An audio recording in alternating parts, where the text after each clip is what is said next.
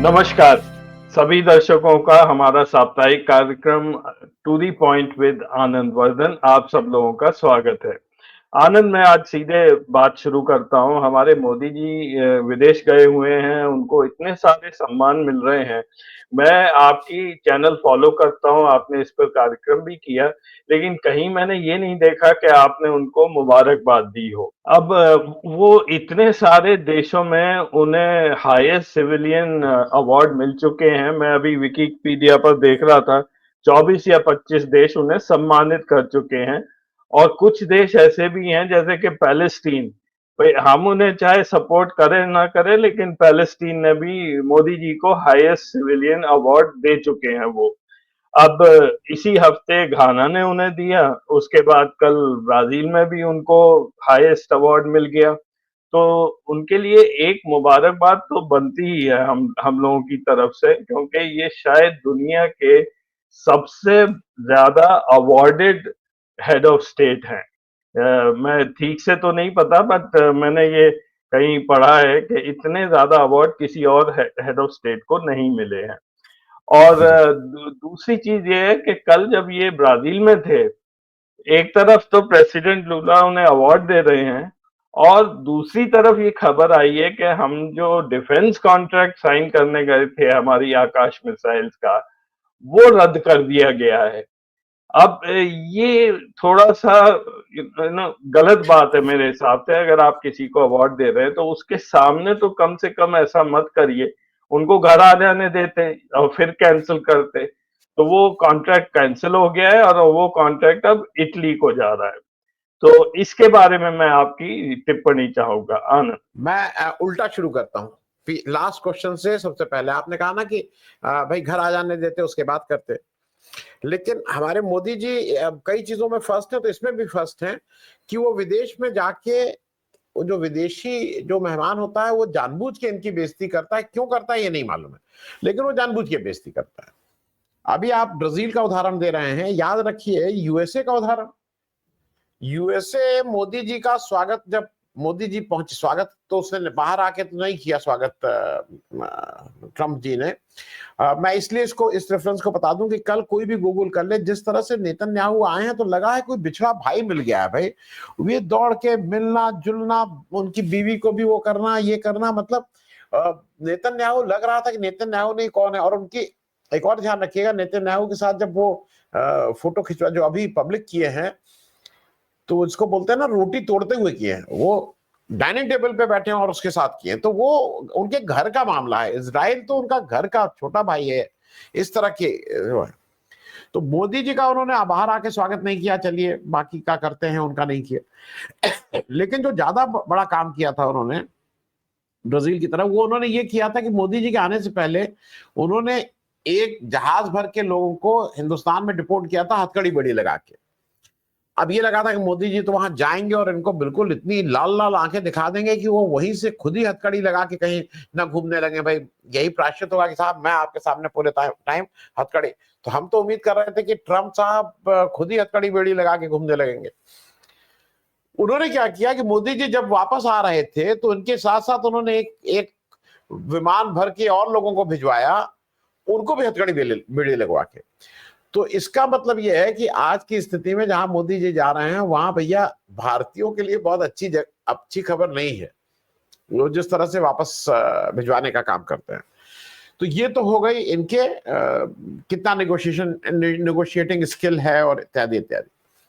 आपने सम्मान की बात कही, सम्मान में दिक्कत क्या है अजय, जो क्यों नहीं करते? देखिए ये मोदी जी हर जगह सम्मान जब रिसीव करते हैं तो कहते हैं कि मैं 140 करोड़ भारतीयों के लिए ये सम्मान है, मैं उसके बिहाफ पे करना।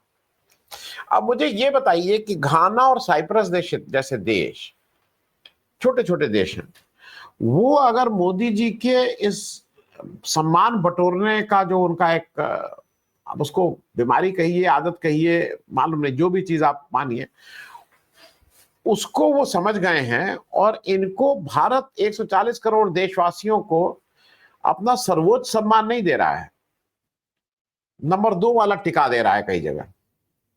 मतलब अभी जब ये गए हैं और साइप्रस में गए हैं तो उसने नंबर 1 एक नंबर का नहीं दिया, उसने नंबर 2 का दिया। नो, ये मुझे लगता है कि ये इस भारत देश के साथ ये का अनादर है, देश का अनादर है कि इतने बड़े देश के नेता अगर जा रहे हैं तो आप अपने सर्वोच्च सम्मान को क्यों नहीं दे रहे हैं। ये भारत देश का अनादर है। ये जो डिफेंस, मतलब ये माफ कीजिएगा, जो विदेश मंत्रालय के लोग इस सम्मान को निगोशिएट करते हैं, सम्मान ऐसे तो मिलता नहीं है, तो निगोशिएट जो करते हैं उनका निगोशिएशन रद्दी है, and they should be taken to task कि आप इस तरह से हमारे देश के उनको क्यों। मोदी जी का ये जो सम्मान पाने का प्रेम है, वो मैंने उस दिन कहा था, पौला या कौन सी एक, पौला ही उसका नाम है, पौला, जो ऑस्ट्रेलिया के ऊपर है, 16,000 उसके टोटल जनसंख्या है, वहां पे भी जाके सम्मान लिया। 16,000 टोटल जनसंख्या है, 16,000। मेरे भाई क्योंकि पॉलिटिक्स में थे, उनके फोन में शायद 8-10 हजार लोगों के नंबर सेव थे। मेरे पास भी करीब 6-7 हजार नंबर तो मेरे यहाँ सेव हैं, जो सेव मतलब जिन्होंने या तो कभी हमसे बात किया, मैं उनसे की है, कभी कभी उनसे बात होती रही है।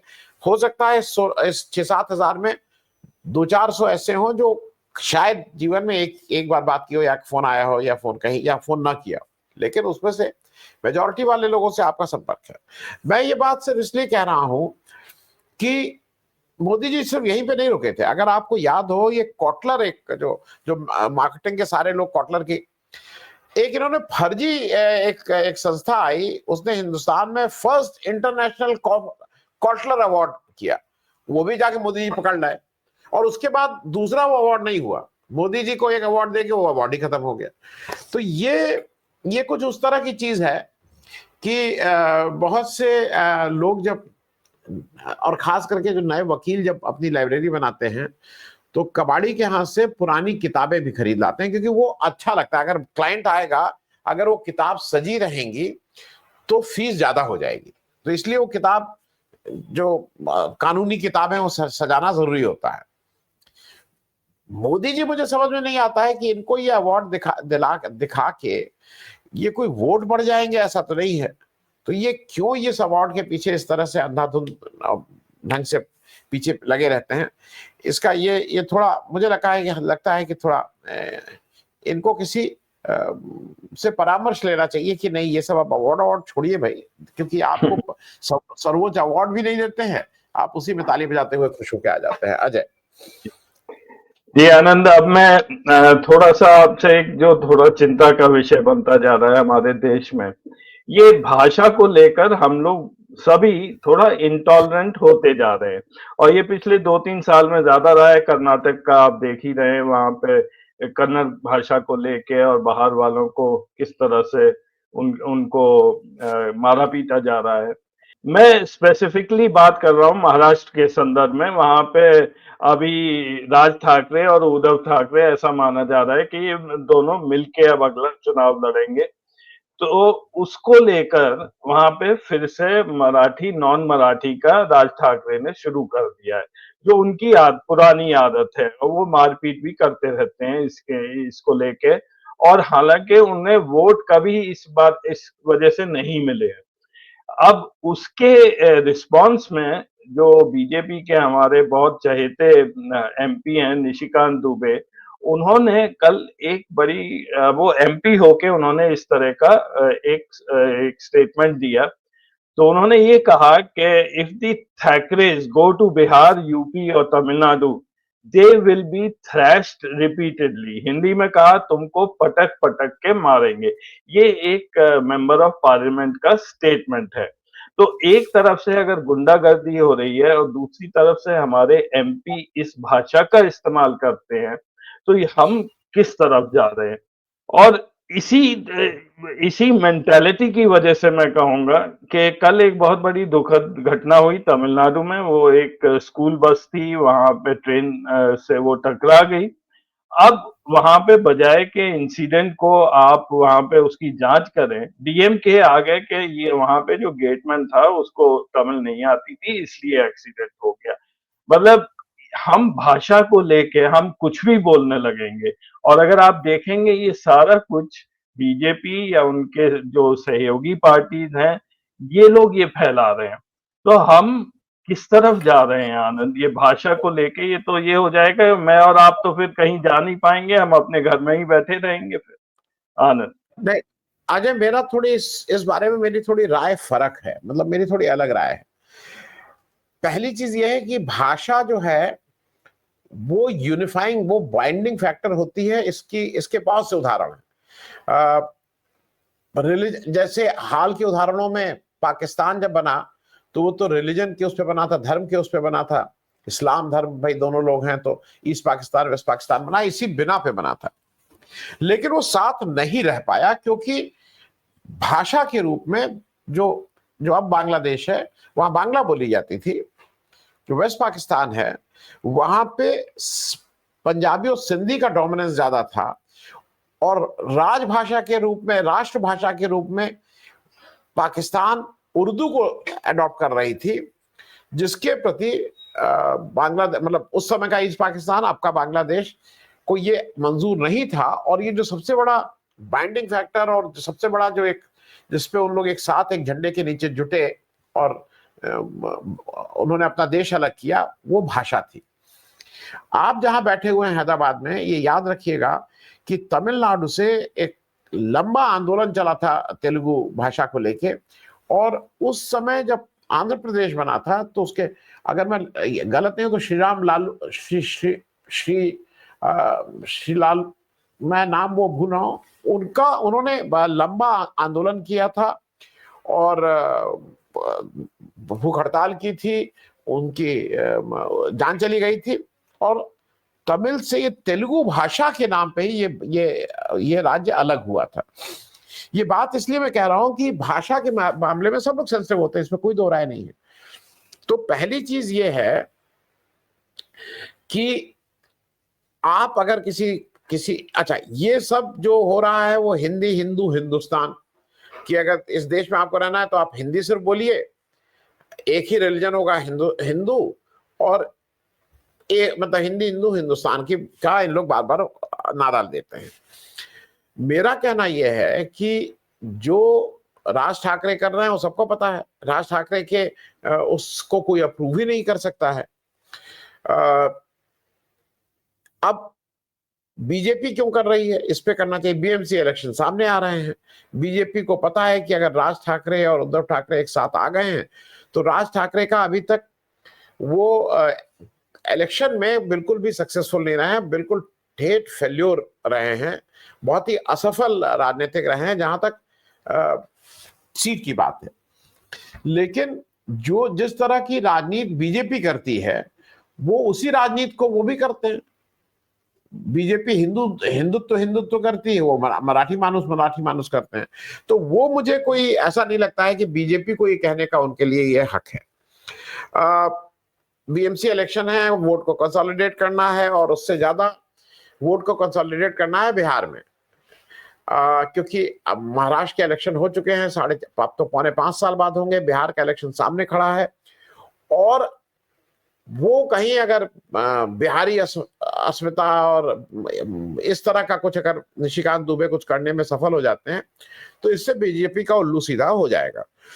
ये भाषा किसी के लिए कहना कि तुमको पटक पटक के मारेंगे, तो निशिकांत दुबे जी में अगर इतनी ही हिम्मत है और इतने ही वो अपने लोगों के जो हिंदी भाषी लोग हैं उनके प्रति इतने समर्पित हैं, तो चले जाएं अकेले एक बार बंबई, बिना सिक्योरिटी, बिना उसके, अकेले चले जाए ना, अकेले आम जन की तरह चले जाएं, और फिर वहां जाके, वहां से जब वापस आ जाएंगे तो फिर हम लोग इनकी बात को, यहाँ पे एक प्रोटेक्टेड उसमें में रह के अपने बॉसेस को खुश करने के लिए, क्योंकि तुम्हारे जो बॉसेस हैं अमित शाह और मोदी जी को, उनको इसी तरह की भाषा पसंद आती है, उनको खुश करने के लिए जिस तरह की भाषा का प्रयोग हो रहा है, केवल इस भाषा पे ही उनके ऊपर एफआईआर होके उनको कुछ ना कुछ कार्रवाई होनी चाहिए। जहां तक रही है जो आप देखिए 3 भाषा का, ये महाराष्ट्र ने तो अभी शुरू किया, और चूंकि राज ठाकरे उसको बहुत क्रूडली फॉलो करते हैं, ये आंदोलन तो स्टालिन के अगुवाई में दक्षिण के चारों राज्यों में कहीं ना कहीं ये बात शुरू हो गई है। वो कह रहे हैं कि भाई थ्री लैंग्वेज फॉर्मूला आप क्यों करेंगे, आप क्यों इंसिस्ट कर रहे हैं।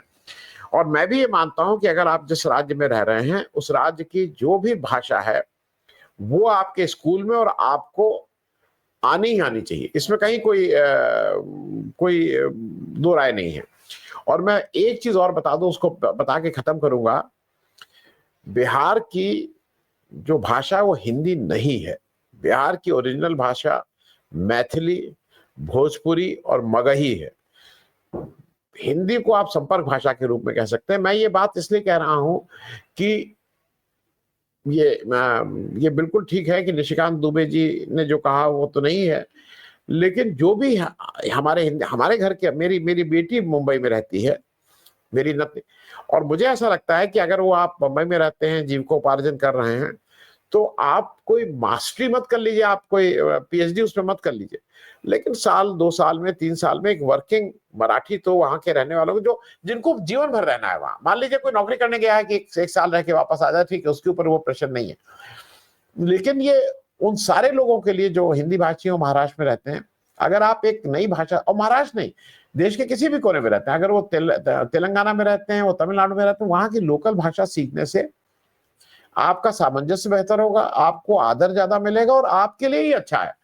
तो सिर्फ ये हिंदी वालों का जो कहना कि हम तो किसी की भाषा नहीं सीखेंगे, अब तुम हमारी भाषा सीखो, तो ये मेरे ख्याल में अनुचित है।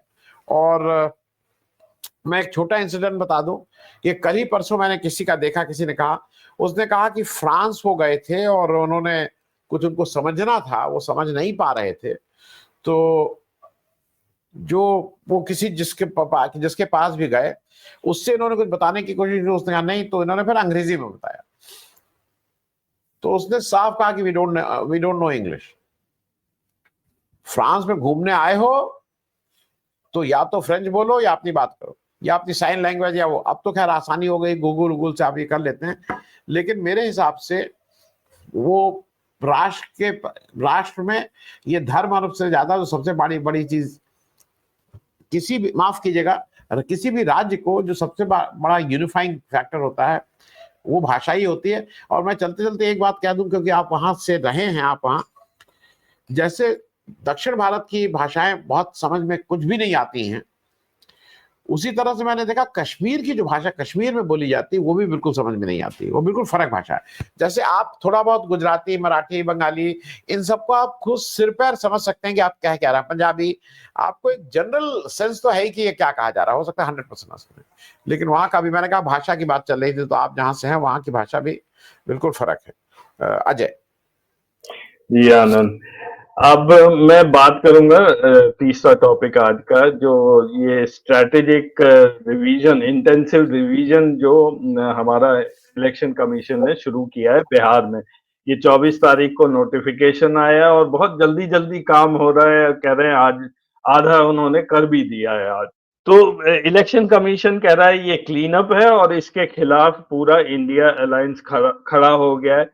अब मेरे को इसमें क्लीन अप तो एक तरफ है आनंद, लेकिन इसमें जो चिंता की बात यह है कि ये माइग्रेंट वर्कर्स को एक तरह से एक्सक्लूड करने का भी प्लान है, और जिन लोगों के पास वो डॉक्यूमेंट्स नहीं है, तो कहा यह जा रहा है कि 4 करोड़ 4.5 करोड़ वोटर्स इससे खतरे में आ रहे हैं, वो अपनी एलिजिबिलिटी शायद प्रूव नहीं कर पाएंगे। तो ये बहुत ही गंभीर इश्यू है मेरे हिसाब से कि किसी को आप डिसफ्रेंचाइज कर रहे हैं, उसका वोट ही आप छीन लेंगे। तो ये पॉलिटिक्स थोड़ी खराब तरफ चल रही है, बीजेपी पता नहीं हारने जा रही है इसलिए कर रही है।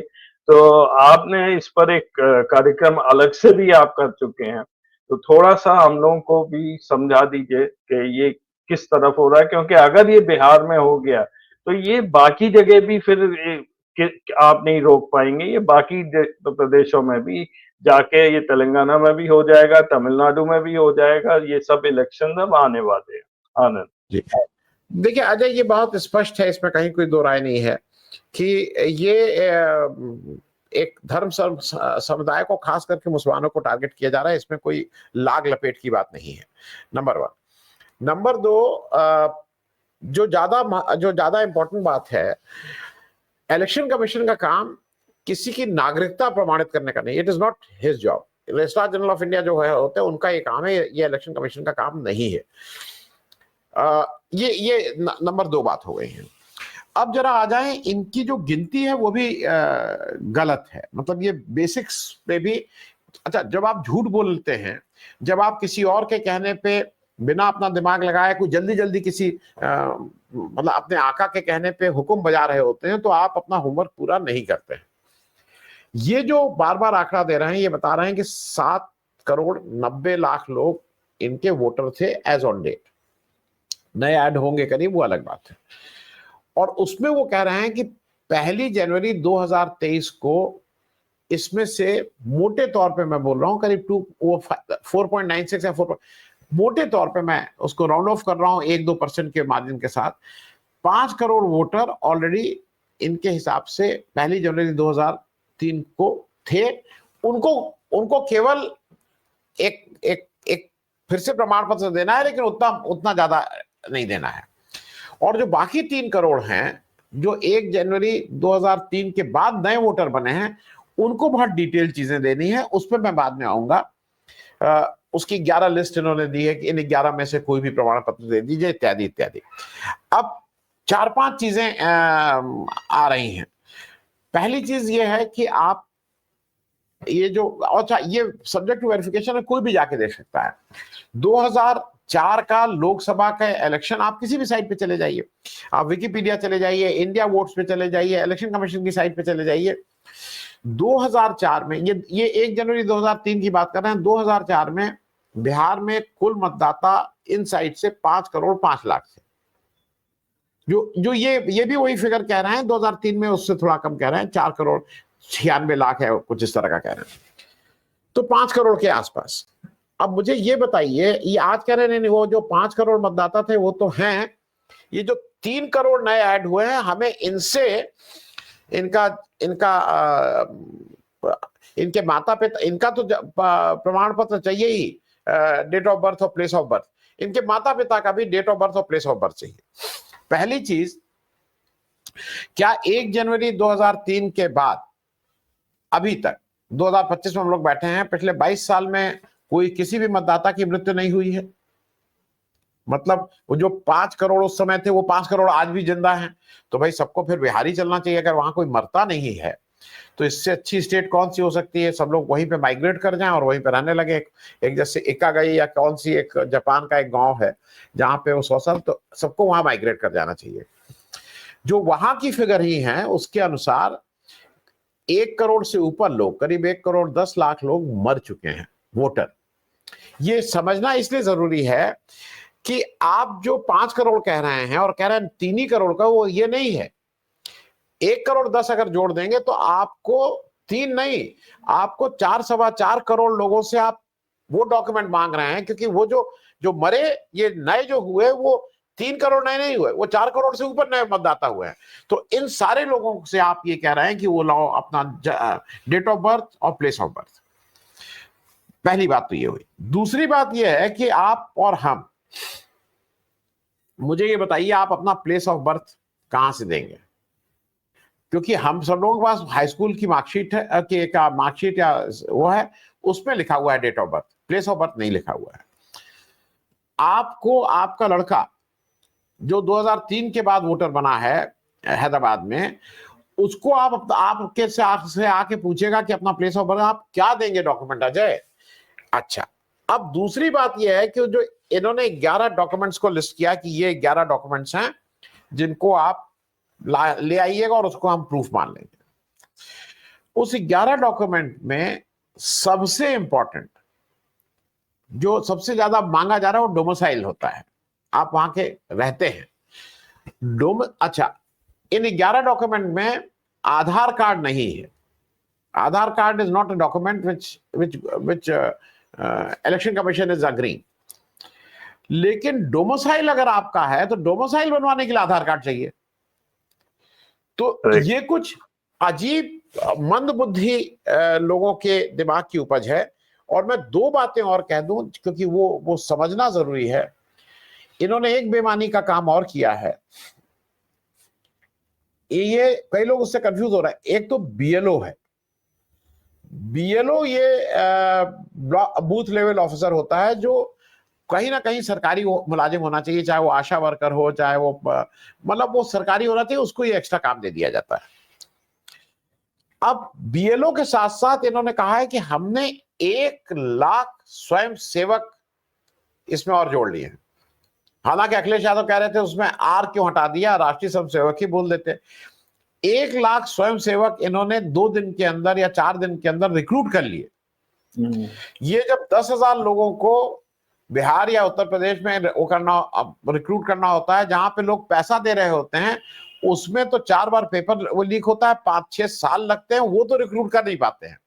इन स्वयं सेवकों को इन्होंने 2-3 दिन के अंदर रिक्रूट करके उनको काम पे भी लगा दिया। ये टोटलिटी में अगर देखिए, अच्छा उसके बाद मैं आखिरी बात कह के खत्म करूं, ये एक कौन कह रहा था, ये बिल्कुल नए चीजें रोज ला रहे हैं। जब एक बार आपने एक सर्कुलर जारी कर दिया किस तरह से होगा, उसके बाद उसकी क्लैरिटी के लिए फिर एक नया निकालना है। अब ये कह रहे हैं कि देखिए ऐसा है कि वो कोई वो देने की जरूरत नहीं है आपको, पुराने वोटर्स को सिर्फ फॉर्म जमा कर दीजिए और बाकी लोग भी फॉर्म जमा कर दें, फिर वहां पे हम जगह पे भेज के उसको वेरीफाई कराएंगे, सत्यापित करवाएंगे। वो ईआरओ जो है वो जाएगा और वो मौका मुआयना करके देखेगा कि ये है कि नहीं। तो आप भी समझ सकते हैं मौका मुआयना क्या होगा। जैसे बुलडोजर के चलाने में मौका मुआयना होता है और एक पर्टिकुलर ग्रुप के लोगों के ही घर पे बुलडोजर चलता है, बाकी भले ही गलत और लोग भी बनाए हो लेकिन उसमें नहीं चलता। उसी तरह का मौका मुआयना ईआरओ साहब करेंगे। नाउ ईआरओ साहब को आप ये डिस्क्रिशनरी पावर कैसे दे सकते हैं? How ERO can come and decide कि उसको मेरा चेहरा या मेरे मोहल्ले में देख के लगता है कि ये वोटर बन सकते हैं कि नहीं बन सकते हैं? ये सारा कुछ गैर कानूनी, गैर संवैधानिक, क्रिमिनल काम है।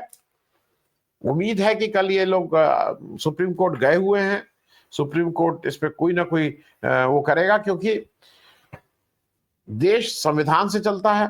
उस संविधान हमें गारंटी बहुत सी चीजें करता है। उस संविधान से देश को चलाने के लिए एक प्रक्रिया होती है, एक सरकार बनती है। वो सरकार जो एग्जीक्यूटिव होती है, वो सरकार को चुनने के लिए हमारी एक ही प्रक्रिया है, वो लोकतंत्र है। लोकतंत्र अगर मजबूत नहीं रहेगा तो संविधान कमजोर होगा, हमारे और आपके हक मारे जाएंगे। और उस लोकतंत्र को चलाने के लिए चुनाव सबसे जरूरी प्रक्रिया है। और उस चुनाव को जिस तरह से बीजेपी और केंद्र सरकार उसको हाईजैक करके अपना कुछ जेबी एडिशन बनाना चाहती है, मेरे ख्याल में ये सारी चीजें भयावह हैं, चिंताजनक हैं। और इस पे जितना जिससे हो सके उतना इस पे अपनी आवाज उठानी चाहिए। अजय ये आनंद, धन्यवाद। आपने बहुत अच्छी तरह से और विस्तार से ये एक्सप्लेन किया। आई थिंक अब हम सबकी नजर रहेगी सुप्रीम कोर्ट पर के आगे क्या होता है। तो थैंक यू वेरी मच जुड़ने के लिए। फिर मिलेंगे अगले हफ्ते। नमस्कार। Thank you Ajay.